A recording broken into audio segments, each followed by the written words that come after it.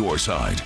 All right, good Thursday morning to you. Hopefully you had a decent Wednesday. Past couple of days, not too bad, Eric. All right, thanks, Eric. Well, starting with a 48 traffic alert this morning. Expect some more traffic around Highway 72 in Florence for the next couple of weeks. Traffic in that area will be reduced to one lane as crews work to widen that road.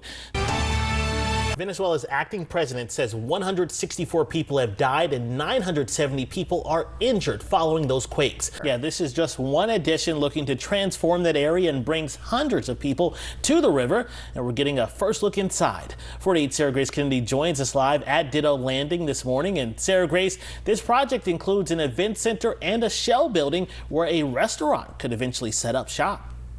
Thanks, Sarah Grace. Well, a former Department of Defense employee will spend the next 3 years on house arrest and must pay thousands of dollars to the government for mishandling classified material. Well, dirt is officially moving on a project to revitalize a Huntsville community.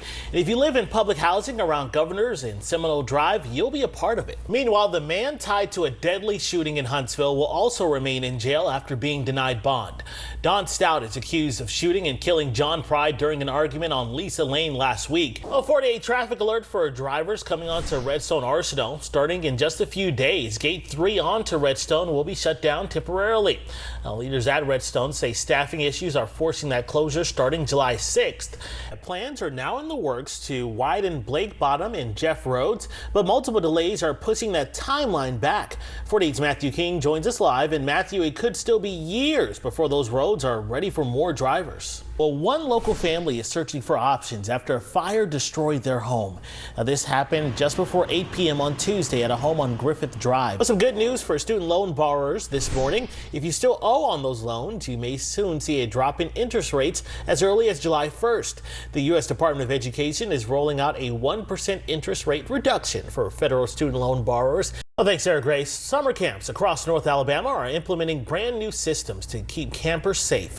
Camp Skyline in Mentone says it's one of several camps in their area to install a new wireless communication system. Broadway Theater League, anything they put on is really good. I'm looking forward to The Wiz, one of my favorite sort of musical theater movies as well. Definitely looking forward to that. And I've never seen The Notebook actually before. So I was just going to call you out on that. Yes, Even I've seen The Notebook. I know. Yeah. Well, maybe we'll switch that up. You see The Wiz, I'll see The Notebook. Fair enough. As it's been.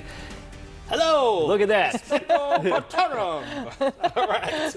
We're ready for Halloween here, guys. I can see that. Is that your invisible cloak? Yes, it is. Well, I guess we can see it, but hey. Okay. If you see him, you can't see him, okay? You can. Hey, it's happy Halloween, everyone. We'll see you next time. Martine Morency had a decision to make. She was pregnant with triplets, and her doctor was urging her to reduce the pregnancy. The doctor told us that, triplets pregnancy doesn't usually come to fruition. And so there was a high likelihood that it would be twins. And so they recommended that we do fetal reduction. And we said, no, we're not going to do fetal reduction. The prognosis was grim. Doctors warned the children could be born blind and unable to care for themselves. So Martine did the only thing she knew to do. Inside of me, I whispered a prayer and I said, God, if you give me these 3 children, I will commit them to Christian education for their entire lives. At 30 weeks and 3 days, Gabriel, Nathaniel, and Janelle were born. The Morencys kept that promise. All throughout our formative years, pre-K, kindergarten, elementary school, middle school, high school, they kept us in Adventist education, regardless of how difficult it was, how expensive it was, whether or not it looked like they were going to be able to sustain it financially. They honored their promise to God. When it was time for college, all 3 found a home at Oakwood University, the historically black Seventh-day Adventist school in Huntsville. We were familiar with Oakwood, being part of the Adventist faith, and we became more acquainted with Oakwood through our church members, our church family, and things of that sort. Ultimately, we prayed, visited the school, and as the Lord would have it, all 3 ended up matriculating there. On campus, each of the siblings carved out their own path. Different majors, circles, and identities taking shape. When we got to college, even though we were on the same campus, being of different majors, we really got to kind of grow on our own, find our own independence, our own footing. It was interesting seeing my siblings and I branch out and become kind of our own person. Those identities really began to show a lot more because there was a little bit less time spent together and more time spent individually. But they never lost each other. all three joined the Aeolians, Oakwood's world-renowned choir. Before we had anybody else, they were our siblings. And so we had each other there to kind of help each other through Oakwood. And of course, we made friends along the way and whatnot and found our community. And now they're moving forward with plans to reach even greater heights, living proof of an answered prayer. My parents made that promise to God, and when we were born, it was up to us to fulfill that promise. We have watched them grow and mature and do all the things that, man said was probably going to be impossible. Mm-hmm. So, we just feel so blessed because we feel that this has been a gift that God has given to us. And it's not just been a gift that he's given to us, it's been a gift that he's entrusted in our care. For Focus on Faith, I'm Jonathan Skinner, WAFF 48 News, on your side. Travel in the Jim Crow South always meant the potential threat of danger for Black families. Places to eat and stay were limited because of segregation. But here in Huntsville, there was at least one place African Americans could find safety. For today's Black History piece, 48's Jonathan Skinner shows us the history of the first motel in Huntsville for African Americans. It might not look like a lot now, but at one time, this lot at 1302 Posey Avenue was home to Huntsville history. If you're an African American looking to travel in the 1950s or 60s, you probably use this, a green book. And if you're coming to Huntsville, you search in here for the site of the Gladys Jane Motel. Opened on April 23, 1959, it was Huntsville's first motel for African Americans. Before it opened, traveling to the area would typically require staying with family and extensive planning. Many of them just traveled on the road and knew the distance that they need. They packed their lunches and whatever accommodations they need because they knew they couldn't stop at various hotels or gas stations or restaurants because they would not be received.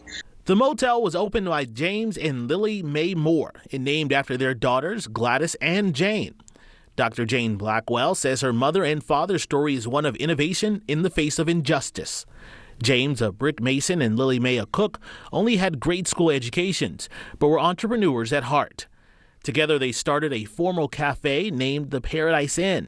And after that, with the help of family, they opened the motel. My father and his brother, Lawrence Moore, decided to purchase that land and they built the motel. Though young girls when it first opened, Jane has fond memories of going to the Gladys Jane Motel with her sister after school. Many times we actually got a chance to be the clerks to check people in. And some of the travelers were well known.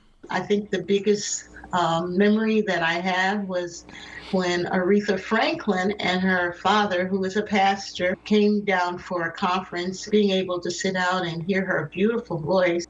I wish I had gotten autographs. This picture from the grand opening celebration shows community members who came out to see the new building. From that day, the business began to grow, going from an original 7 units to 16 in a restaurant called Geneva's Grill, named after Jane's stepsister. And we were pretty much booked all the time. But not everyone was happy to see a new Black-owned business thriving. We would have some people to drive by and, of course, call out some racial remarks. But that wasn't a stopping factor for my family. We knew who we were. We knew what we could do. We had a vision to help others. In the late 80s, after Jane's father passed away, the family had challenges maintaining the property, and it would eventually be demolished in the early 2000s.